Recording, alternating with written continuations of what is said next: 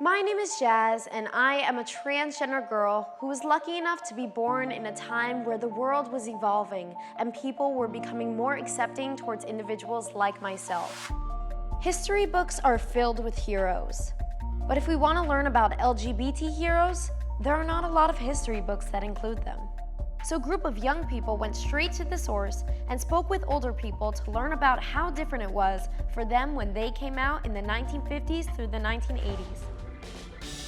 I was born a little boy. I knew at a very young age that I was different. My family knew. It was just that it was never discussed. My own coming out process was in the faith community. I preached sermons myself that began to get on the borderline condemning gay people. So in the 50s, there was a big sense of isolation. Oh, definitely. Yeah.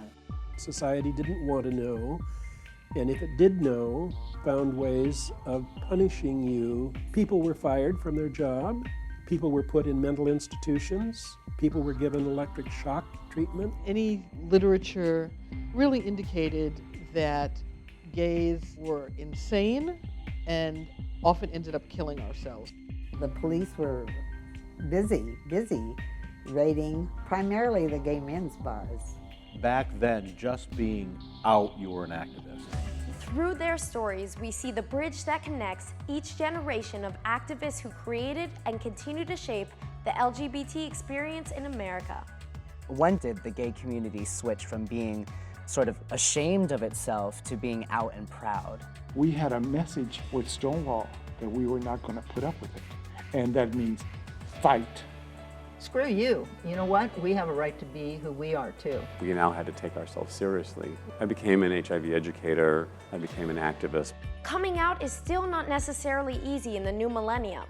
And as every LGBT person comes out, the needle moves a little further. And another chapter of history is written. And that's why the effort to get people to say who they are and come out is so very important. To step out into the parade, to not let it just go by, because the world is going to keep going, so you might as well have a say in how it goes.